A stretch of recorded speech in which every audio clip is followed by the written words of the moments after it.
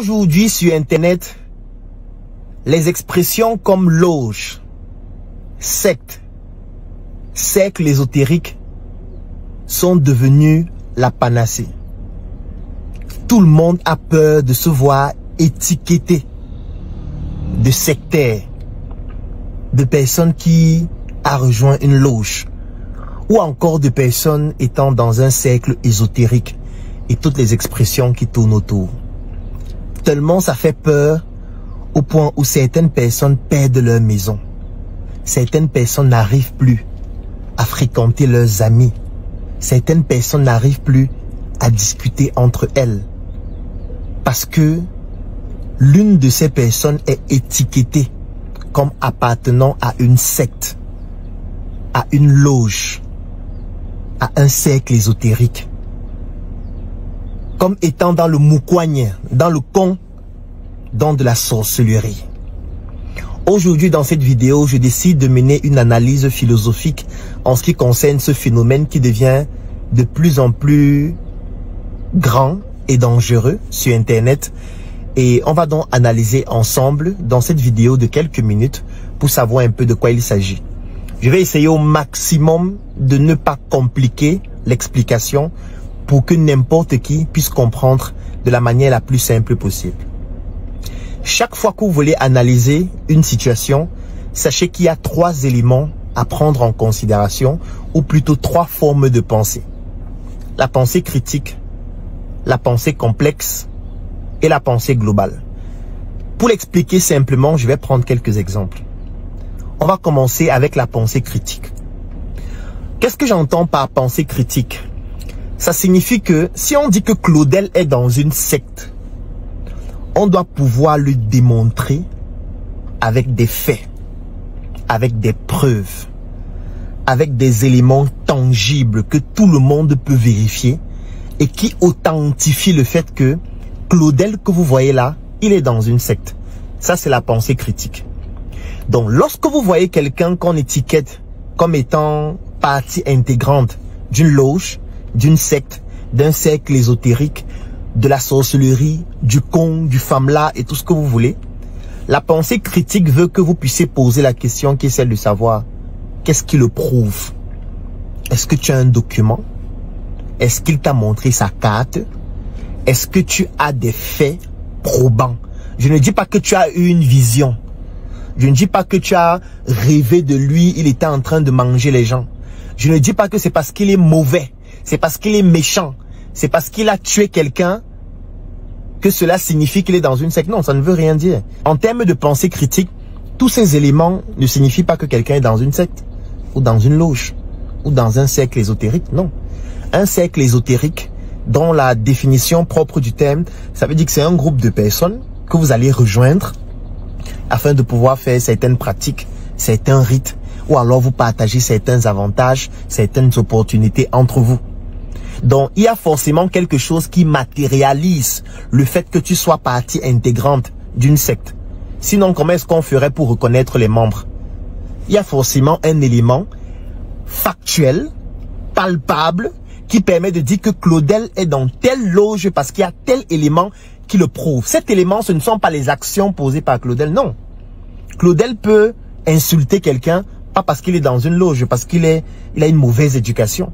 Claudel peut être désobligeant, Claudel peut devenir bizarre parce qu'il souffre de dépression, ou alors parce qu'il a une maladie mentale.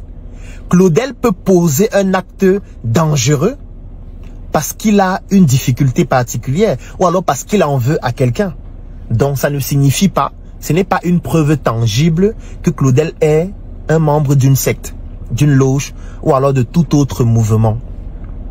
Donc la pensée critique veut que si on étiquette quelqu'un de quelque chose, qu'on puisse en apporter la preuve. La preuve doit être irréfutable, elle doit être tangible, elle doit être palpable et elle ne doit pas être contestée parce qu'il faut pouvoir le démontrer. Moi, quand j'analyse en ligne sur Internet, on dit tel est dans une loge, tel est dans les cercles ésotériques, tel est dans une secte. Et quand je regarde parfois 1000 commentaires, 2000 commentaires, 3000 commentaires, et je ne vois personne qui en apporte la preuve.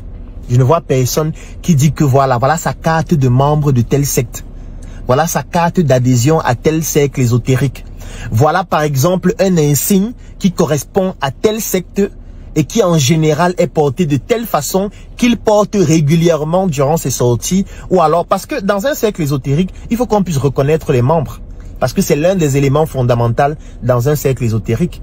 Ça veut dire quoi? Si par exemple Claudel est dans un cercle ésotérique à Yaoundé, et il y a un autre membre à Bafoussam, il y a un autre qui est à Garoua, il y a un autre qui est au Gabon, il faudrait bien qu'il y ait un élément qui permette à ce que, si je rencontre dans la rue un membre de mon cercle ésotérique qui est dans un autre pays, dans une autre ville, il faut que je sois capable de le reconnaître. C'est pour ça que dans les cercles ésotériques, en général, on met un élément qui permet de pouvoir vous différencier. Cet élément, ça peut être parfois la coiffure, ça peut être parfois un insigne qu'on met sur soi, ça peut être parfois certains codes en termes de langage qui peuvent être sur le plan verbal, sur le plan écrit, sur le plan non verbal et tout ce que cela comporte. Ça veut dire qu'il faut qu'il y ait un élément tangible et ces cercles-là, on y adhère. Et quand on adhère, ça se matérialise par quelque chose. Ça peut être un document, ça peut être une carte, ça peut être n'importe quoi. Donc, si on veut dire que quelqu'un est dans un cercle ésotérique, dans une loge ou alors dans tout ce que vous voulez, il faudrait qu'en termes de pensée critique, on puisse en apporter la preuve. La preuve peut être de plusieurs natures, comme j'ai donné plusieurs exemples. Mais tant qu'on n'a pas la preuve, ça veut dire qu'au niveau de la pensée critique, on ne peut pas soutenir cet argument. Donc si quelqu'un dit en dessous de cette vidéo, Claudel dit donc laisse ça, tu es dans une secte. Vous devez lui parler et lui dire, ok, en termes de pensée critique, est-ce que tu peux en apporter la preuve? En termes de pensée critique, est-ce que tu peux le démontrer? Si tu ne peux pas le démontrer, ça veut dire que tu ne peux pas l'affirmer puisque tu n'as aucun élément qui te permet de soutenir ton affirmation. Ça, c'est la pensée critique. Maintenant, la pensée complexe. La pensée complexe veut que les éléments dans un ensemble ne sont pas isolés. Ça veut dire que quand vous voyez un élément, il n'est pas seul, il est relié à plusieurs autres. Si vous voyez les gens dire, tel est dans une secte, tel est dans un cercle ésotérique, tel est dans une loge, tel est dans la sorcellerie, c'est qu'en fait, il y a beaucoup d'éléments qu'on analyse et qui permettent d'avoir cette appréhension, d'avoir cette perception, d'avoir ce jugement. Et la pensée complexe veut maintenant qu'on puisse analyser cela. Quelles sont les caractéristiques des personnes qu'on qualifie comme étant partie intégrante d'une loge, d'une secte, d'un cercle ésotérique, de la sorcellerie et de tout ce que vous voulez? La plupart des fois, ces personnes ont quelque chose en commun. Cette chose en commun, ça peut être la popularité. Cette chose en commun, ça peut être la richesse. Cette chose en commun, ça peut être des biens matériels, financiers. Mais de toutes les manières, ça tourne pratiquement toujours autour de la richesse. Moi, je ne connais aucun pauvre qui dort dans la rue, qui a été étiqueté comme étant quelqu'un étant membre d'une loge, d'une secte, d'une sorcellerie. C'est vrai que vous allez me dire, oui, parfois au village, il y a les mamans qui mangent les enfants des gens qui sont aussi dans les sectes, qui sont dans les loges, qui mangent les enfants, ainsi de suite. Donc, la pensée complexe voudrait qu'on puisse identifier les paramètres qui permettent de pouvoir qualifier ou alors donner le jugement selon lequel telle personne fait partie d'une loge, d'une secte, d'un cercle ésotérique. Là, je viens de donner quelques éléments, il y en a plusieurs autres. Ça veut dire que toutes les personnes qu'on étiquette de cette façon ont en général quelque chose en commun qui en général tourne autour de la richesse. Maintenant, la question qu'il faut se poser toujours dans la pensée complexe est pourquoi est-ce que les personnes qui sont riches sont étiquetées comme étant des parties intégrantes de loges, de sectes, de cercles ésotériques, de la sorcellerie? C'est parce que nous sommes dans un environnement qui est pauvre. C'est parce que nous sommes dans un environnement où 90% de la population lit l'heure au point d'être devenu l'heure. C'est parce que nous sommes dans un environnement où la misère est tellement importante au point où les gens se demandent comment ils vont vivre. C'est parce que nous sommes dans un environnement où les gens meurent pour du n'importe quoi. Nous sommes dans un environnement où les gens n'arrivent pas à manger, les gens n'arrivent pas à boire, les gens n'arrivent pas à se loger. La misère est tellement importante et touche la plus grande proportion de la population que forcément, la minorité de personnes qui réussit à se développer sur le plan économique, qui réussit à avoir des biens financiers, ou alors qui réussit à réaliser un certain nombre de choses, forcément, on doit se dire que ces gens ont quelque chose que nous, les pauvres, nous, on n'a pas. Parce que nous, on travaille dur au quotidien. Nous sommes au marché tous les jours, nous essayons de nous battre.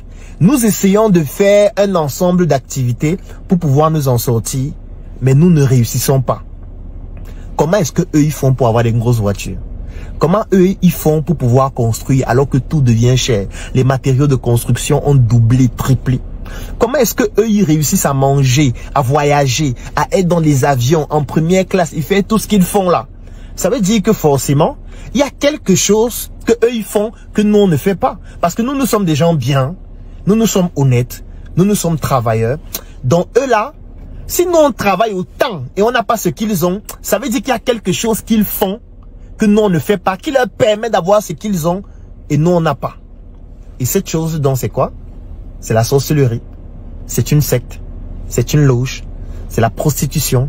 Donc pour vous dire qu'en fait, tous les éléments de la société sont liés et permettent de pouvoir étiqueter quelqu'un en fonction de la manière dont il se comporte, en fonction des biens dont il dispose, en fonction des ressources qu'il a et qu'il projette ou pas. Ce n'est pas pour rien, et on entre toujours dans la pensée complexe, que nos grands-pères, nos ancêtres, qui étaient très riches, étaient aussi très discrets. Pourquoi? Parce qu'ils avaient compris ça. Au niveau de la pensée complexe, lorsque tu es riche, tu deviens directement une minorité. Parce que la plupart des gens qui sont dans ton environnement sont pauvres. Dans ta famille, si tu es riche, tu seras forcément la personne que tout le monde connaît. Parce que presque tout le monde est pauvre. Dans ton quartier, si tu es le seul riche, tu es en insécurité. Parce que pratiquement tout le monde est pauvre. C'est pour ça que les riches, parfois, essayent d'aller habiter dans des quartiers où il y a d'autres riches pour ne pas se retrouver en minorité. Si tu es très riche dans ta ville, tu seras étiqueté comme quelqu'un qui est trop riche parce que la plupart des autres sont pauvres. C'est pour ça que la plupart des fois, les riches essayent d'aller dans des villes où il y a d'autres riches comme eux qui ne vont pas les étiqueter parce que tous seront un peu comme similaires.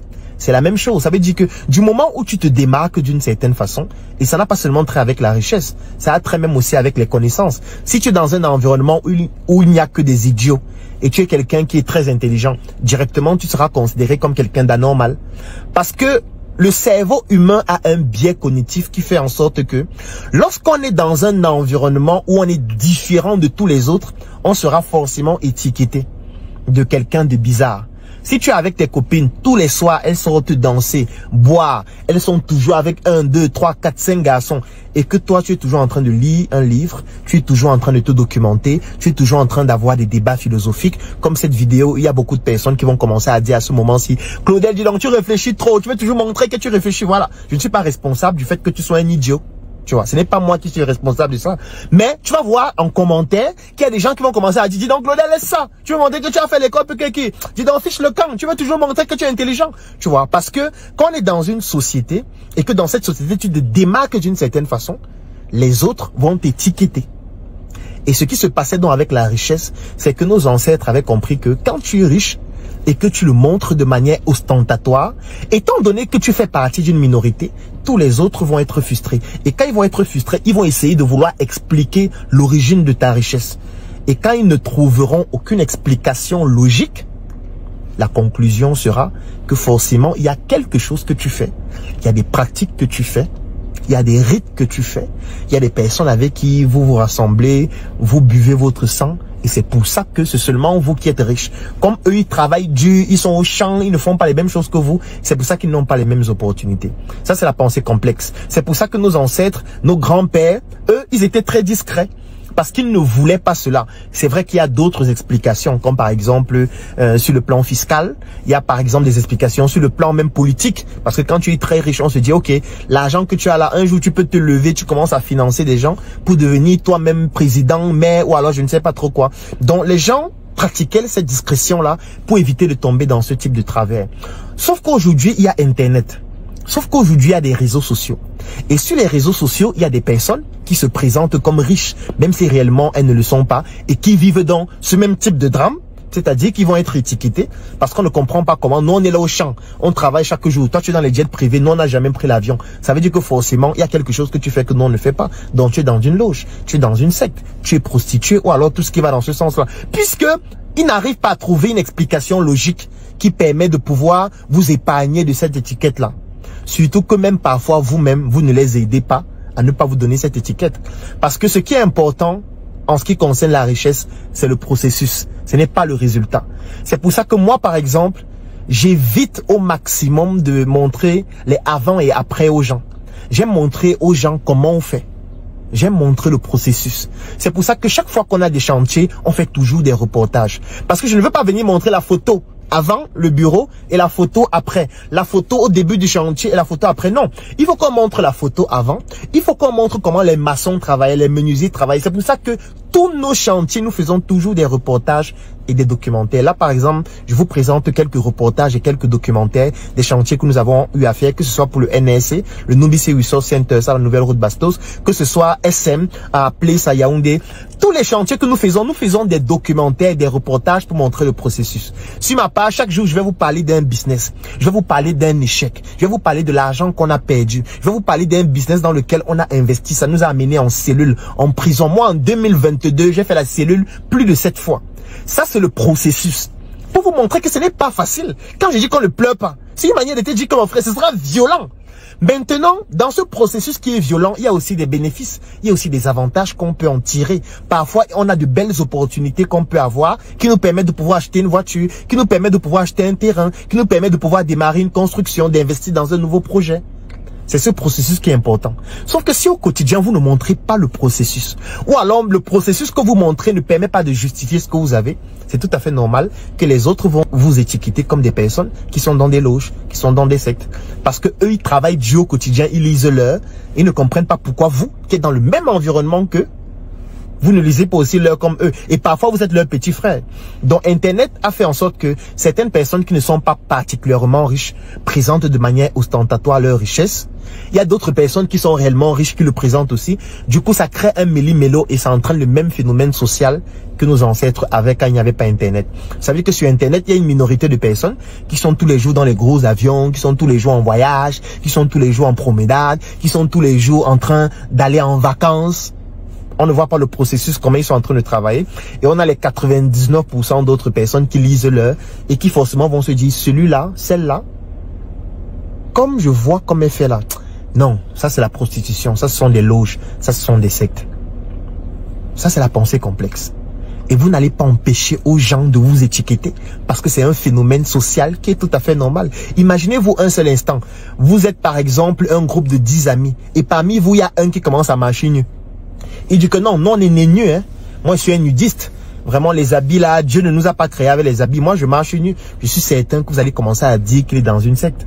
Je suis certain que vous allez commencer à dire qu'il est entré dans un cercle ésotérique. Alors que peut-être qu'il est réellement nudiste.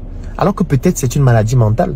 Alors que peut-être il faudrait juste que vous puissiez être solidaire et cotiser de l'argent pour l'amener chez un psychiatre parce qu'il est malade, comme quelqu'un qui a un paludisme ou alors toute autre forme de maladie. Mais la plupart des fois, ce n'est pas ce qui va se passer. La plupart des fois, vous allez rester dans votre coin et causer de lui en cachette.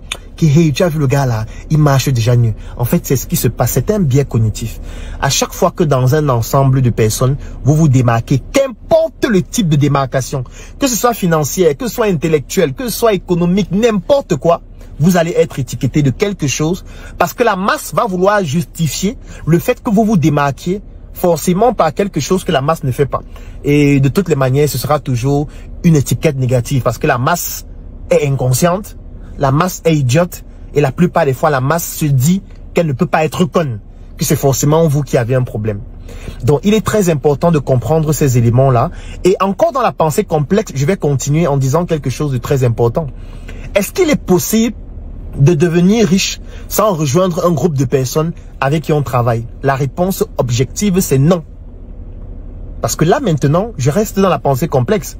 Est-ce que c'est possible de s'enrichir sans être dans un groupe de personnes avec qui on se partage des opportunités et avec qui on progresse ensemble pour pouvoir réaliser des projets très grands qui vont nous permettre de gagner nous individuellement des sommes importantes? La réponse, c'est non. Il est impossible de s'enrichir seul. Tu ne peux pas t'enrichir seul. Comment tu vas faire pour t'enrichir seul? Prenons un exemple. Les gens aiment souvent dire, moi je suis un self-made man, je suis une self-made woman. Ce sont des bêtises et des balivernes. Personne ne s'enrichit seul. Personne. Parce que supposons même que tu as 50 000 de capital. Tu achètes les arachides et tu achètes un plateau. Tu commences à vendre. Ok. Au début, tu es en train de vendre seul, non? Mais pour avoir de l'argent, qu'est-ce qu'il faut? Il faut que les clients achètent. Ça veut dire que tu n'es plus seul. Puisque du moment où les clients commencent à acheter ton produit, ça veut dire que tu as besoin des clients pour gagner plus d'argent. Donc tu n'es plus seul. Parce que si les clients n'achètent pas, comment tu as fait pour t'enrichir? Ok, laissons les clients. Tu vends les arachides, on a acheté tout ton stock. Il faut que tu t'approvisionnes, n'est-ce pas? Pour t'approvisionner, il faut que tu ailles chez un fournisseur, puisque tu n'as pas un champ d'arachides. Tu vas chez ton fournisseur, tu dis que je veux 5 sacs d'arachides. S'il n'y a pas de fournisseur, ton business s'arrête. Donc tu as besoin du fournisseur. Donc tu as besoin du client, tu as besoin du fournisseur. Sauf que parfois, il va arriver des situations où quelqu'un te contacte, il dit qu'il veut 50 sacs d'arachides. Mais tu n'as pas assez d'argent pour acheter tous les 50 sacs d'arachides là. Du coup, tu vas voir ton fournisseur, tu dis que mon frère, s'il te plaît, fais-moi une faveur. Est-ce que tu peux me donner 50 sacs d'arachides? Je te donne d'abord l'argent de 15 sacs. Je m'en vais livrer chez le client. Dès qu'il me paye, je viens te payer. Parfois, tu vas te retrouver dans ce type de situation avec ton fournisseur. Tu vas vouloir qu'il te donne à crédit. Tu vas vouloir qu'il te fasse des faveurs. Tu vas vouloir qu'il te permette d'avoir des flexibilités de paiement, que tu payes par exemple en tranches pour que ton business se développe.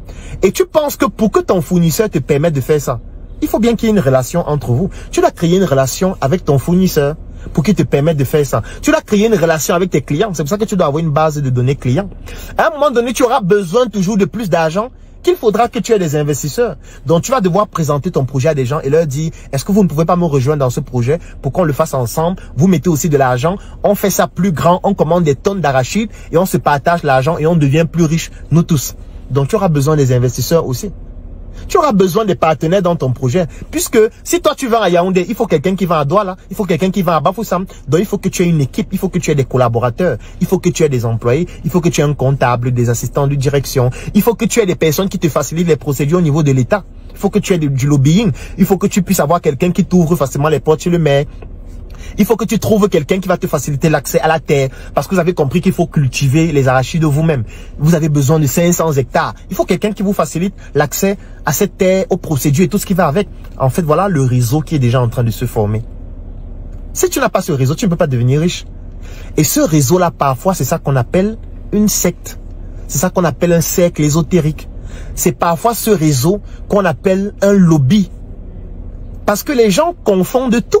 Ça, c'est la logique normale de l'enrichissement. Tu auras forcément besoin d'un réseau de personnes pareilles. Parfois, tu as une difficulté, il faut que tu appelles ton banquier. Il faut qu'il y ait des banquiers que tu connaisses qui peuvent te faire certaines faveurs. Il faut que tu aies des personnes qui travaillent dans l'assurance qui puissent te faire certaines faveurs pour assurer tes véhicules, tes camions, ton business, ton champ, ta plantation et tout ce qui va avec. Ça, c'est ton réseau qui se crée. Maintenant, le réseau, pour devenir solide, peut se constituer, peut se professionnaliser. On peut dire, ok, dans notre réseau, si quelqu'un veut aussi vendre les arachides et il voudrait entrer dans notre réseau et bénéficier de ce que nous on a créé depuis 20 ans, on a bâti, on a huilé. Il faut bien qu'il y ait des conditions qui lui permettent d'entrer. C'est donc comme ça que les sectes se développent. Parce qu'il y a des réseaux où l'accès est juste financier. On va te dire, ok, pour entrer dans notre réseau, tu payes peut-être des droits d'entrée de 5 millions. Et quand tu payes ces droits d'entrée, maintenant tu entres dans notre réseau, tu as l'accès à la base de données de nos clients, tu as l'accès à la base de données de nos fournisseurs, de nos investisseurs. Tu payes pour avoir accès à ça. Sauf qu'il y a certaines personnes qui ont donc travesti cette forme de réseau-là et qui ont fait en sorte que pour que tu y accèdes, il faut qu'on te sodomise. Pour que tu y accèdes, il faut qu'on couche ensemble. Tu y accèdes, il faut qu'on fasse tel type de pratique. C'est ça qui a perverti en fait le processus. Mais en lui-même, le processus, il est normal. Personne ne peut s'enrichir seul. Donc, dans la pensée complexe, je veux ici faire comprendre que les sectes existent. Les cercles ésotériques existent. Ce type de loge-là, ça existe réellement. Ça veut dire que je ne suis pas en train de dire que ça n'existe pas, non. Sauf qu'il y a certaines qui sont pernicieuses, où les pratiques sont dangereuses et que je ne recommande à personne. Parce que moi, parfois, je vois des personnes, on dit, ok, tel s'est fait sodomiser. Tu le regardes, il est idiot. Tu le regardes, tu discutes avec lui, vous ne pouvez pas avoir une conversation parce qu'il est con. Tu regardes ses biens, ressources financières, il n'a rien. Ou ce qu'il a est méprisable, ressources intellectuelles, ressources, les biens même immobiliers et tout, il n'a rien. Attends, tu te fais sodomiser pour rien? Moi, je comprends pas en fait. Ça veut dire que si tu dois intégrer ce type de cercle-là, il faut payer le prix qui correspond à cela. Ne paye pas un prix aussi élevé pour des choses aussi connes. Parce que la plupart des fois, tu vois quelqu'un qui a payé un certain prix, tu dis, mais attends, c'est comme si on t'a vendu un pain à 10 millions. Mais tu peux pas acheter le pain à 5 millions. Juste pour du pain, tu payes aussi cher. Non, ça sert à rien. Nous, par exemple, on a créé la Startup Academy. C'est un réseau d'entrepreneurs tu payes 40 000 francs si tu es un étudiant, ou tu payes 100 000 francs si tu es un travailleur. Dès que tu payes ça, on te met dans le groupe. Dès que tu es dans le groupe, tu vas voir les gens qui sont membres, qui sont aux États-Unis, qui sont en France, tu vas voir les investisseurs, tu vas voir des personnes avec qui tu peux travailler, tu vas voir des personnes qui pourraient même intégrer ton projet. Tu deals avec eux. Vous faites vos business ensemble. C'est comme ça que tu intègres notre réseau. On a un autre réseau qui s'appelle Unibrain. Tu payes 130 000 francs pour une année. Quand tu intègres, c'est un réseau, tu vas voir des investisseurs, des gens qui peuvent investir dans ton projet, des gens qui peuvent t'aider à développer ton projet. On fait des formations régulièrement. On fait des rencontres où chacun essaye de présenter ses opportunités à l'autre. Je prends un exemple. Nous, on a fait un chantier du NSC. On a confié le chantier à un de nos membres qui s'appelle Jacquino Maï, qui a une entreprise qui s'appelle Ferromac. C'est le même qui a gagné le chantier pour SM, à Plis. Si on veut un électricien, on va regarder dans notre base de données. Si on veut un maçon, on va regarder dans notre base de données. C'est comme ça que notre réseau fonctionne. Pour y accéder, tu payes 120 000, c'est tout. Si à l'intérieur, il y a quelque chose qui ne te plaît pas, tu peux sortir à tout moment. Il n'y a pas de conditions particulières qui te forcent à rester. Maintenant, si tu vas dans un réseau où on te dit non, il faut qu'on se revoie au cimetière, il faut que tu viennes à 23h, non. On n'a même pas besoin de se connaître physiquement. On n'a même pas besoin de se rencontrer. Moi, il y a des gens de mon réseau que je ne connais même pas où ils habitent. On ne s'est même jamais vu physiquement. On fait le business, mon frère. Dès que le business s'arrête, chacun continue sa vie. Mais ça, ce sont des réseaux d'affaires. Sauf que ces réseaux d'affaires, parfois, ont été utilisés, travestis, pervertis, pour pouvoir tendre des pièges à des jeunes qu'on va sodomiser inutilement. Parce que c'est pas parce qu'on te sodomise que tu vas devenir intelligent. Tu seras toujours aussi con qu'au début. C'est pas parce qu'on te sodomise que tu vas devenir riche. Tu seras toujours aussi pauvre qu'au début. Parce que tant que tu ne travailles pas, tant que tu n'as pas une réelle valeur, tant que tu n'as pas une certaine intelligence qui te permet de réaliser des choses, c'est pas parce qu'on te sodomise que tu vas devenir riche, non. On va te sodomiser chaque jour pour le plaisir, on va te filmer, les gens vont être entre eux pour se moquer de toi et avoir des éléments qui te permettent de la boucler. Pourquoi tu payes un prix aussi cher, sauf si tu es passionné par la sodomie? Bon, là, c'est un autre cas de figure. On pourra en parler dans une autre vidéo. Donc, les cercles, ça existe. Donc, en termes de pensée complexe, il est important de comprendre que ces cercles-là sont indispensables. Parce que même pour trouver le travail, comment tu fais? Il faut bien que tu connaisses quelqu'un qui te permet d'accéder à des opportunités de travail. Il y a des entreprises ici qui font un appel d'offres, et puis on ne communique pas dessus sur Internet. Il y a des entreprises qui recherchent par exemple une assistante de direction, mais vous n'allez jamais voir la fiche sur Internet. C'est parce qu'on a envoyé à quelqu'un, et puis comme la personne te connaît, la personne t'envoie l'information. Et comme toi tu as l'information à temps, tu constitues bien ton dossier, la personne va déposer où il faut et on te recrute. Donc dans la pensée complexe, voilà ce qu'il faut comprendre. Maintenant dans la pensée globale, on regarde maintenant de façon globale, de façon internationale, pour savoir comment les autres font. Mais quand on regarde comment les autres font, on se rend compte que les autres font la même chose. Regardez les Libanais au Cameroun. Vous ne voyez pas qu'ils fonctionnent comme une secte. Vous ne voyez pas qu'ils sont uniquement entre eux. Ils mangent dans leur restaurant. Ils ont leurs entreprises où ils se partagent les opportunités entre eux.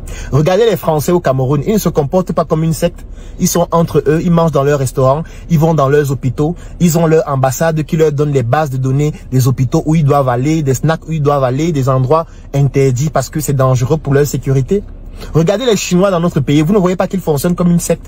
Ils ont leur forme de restaurant. Ils ont leur quartier où ils habitent. Tous les autres fonctionnent exactement de la même façon. Soyez juste, observez juste. Les Américains dans notre pays font comment? Les étrangers dans notre pays se comportent exactement comme une secte. Quand vous partez à l'étranger, que ce soit en France, aux États-Unis ou partout ailleurs, la société est divisée en communautés. C'est des formes de sectes. Les Arabes sont entre eux. Les Pakistanais sont entre eux. Les Turcs sont entre eux. Les Chinois sont entre eux. Les Indiens sont entre eux. Ce sont des formes de sectes. Comme pour dire qu'en termes de pensée globale, même à l'international, c'est ce qui est fait. Et c'est ce qui les réplique chez nous. Donc chaque fois que vous voulez analyser un phénomène, sachez qu'il y a la pensée critique, la pensée complexe et la pensée globale. Donc il ne faudrait pas qu'on laisse la bêtise et l'idiotie envahir nos réseaux sociaux. Il ne faudrait pas qu'on ait des personnes qui à longueur de journée racontent des bêtises. Et nous on est là, on débat, on raconte du n'importe quoi. On voit des commentaires où des gens racontent des bêtises. Et nos petits frères sont en train de regarder ça. Et je me demande, eux qui viennent d'avoir le bac actuellement, ils ont fait la philosophie. Ils sortent là, ils viennent d'avoir leur bac. Certains avaient mention. Ils se connectent sur Internet. Ils voient leurs aînés raconter des bêtises au quotidien. Ils voient leurs aînés raconter du n'importe quoi. Leurs aînés, ils ont même l'impression que leurs aînés ne réfléchissent pas. Ensuite, ça les pousse même à penser que leurs aînés sont des cons, sont des idiots. Leurs aînés qui ont payé leurs études, leurs parents qui ont payé leurs études sont sur Internet en train de montrer à quel point ils sont ivres de bêtises jusqu'à l'euphorie. C'est pour ça que je dis toujours, nos jeunes qui viennent d'avoir le bac là, quels sont leurs modèles en ligne sur Internet? Est-ce que vous pouvez citer en commentaire leurs modèles? Au moins, quand ils vont suivre cette vidéo, ils vont regarder les commentaires, ils pourront voir les personnes qu'ils peuvent suivre pour pouvoir s'orienter. Ils viennent d'avoir le bac. Qui les oriente sur Internet? Il y a quelle page où on leur montre, voici ce qu'il faut faire, voilà les filières qui sont intéressantes. Toi qui as fait la C, voilà ce que tu peux faire. Voilà, oui, il y a eu le conseil d'orientation, mais ils ont besoin des modèles qui ont déjà atteint un niveau très élevé dans les disciplines pour pouvoir les inspirer. Aujourd'hui, ces modèles, c'est qui? C'est des gens qui parlent de loge, secte et tout ça à longueur de journée, qui ne comprennent même pas la pensée philosophique, critique, complexe et globale, qui racontent des bêtises. Moi, j'ai décidé d'être celui-là qui vient en ligne, bouffer des tontines, mais au moins pour que la minorité de jeunes qui ont envie de se développer et de se baser de la science pour pouvoir progresser, de pouvoir comprendre qu'il y a leurs grands frères qui ont décidé de créer une voie, qui ont décidé de se sacrifier, qui ont décidé d'accepter les insultes, les tontines au quotidien pour leur montrer qu'il n'y a pas que des idiots. Donc moi, je félicite toutes les personnes qui font un travail exceptionnel en ligne pour pouvoir orienter nos jeunes, pour pouvoir leur montrer que dans notre société, il y a des personnes très intelligentes. Il y a vous, très intelligents, qui aviez décidé de rester discret parce que vous estimez que vous ne voulez pas vous faire voir. J'espère que votre enfant, à qui vous souhaitez confier votre fortune, n'aura pas pour modèle ces idiots qui sont en ligne. Sinon, ils vont vous vendre vous-même pour pouvoir prendre vos biens et vivre cette vie-là. Si vous ne voulez pas être les modèles pour vos enfants, accompagnez ceux qui pour vous peuvent être des modèles pour eux, pour que ces personnes-là puissent progresser et que vos enfants puissent avoir des personnes en qui s'identifier pour pouvoir réaliser des choses exceptionnelles et permettre à notre pays, l'Afrique, en commençant par le Cameroun, notre quartier, de pouvoir se développer. À demain pour une nouvelle chronique. Un travail pro commence par un pro en SM. Change toute ta garde-robe, remplace tout par SM de la tête aux pieds. Désormais tu t'habilles en SM, un avenir propre commence par un style en SM. Par un style en SM.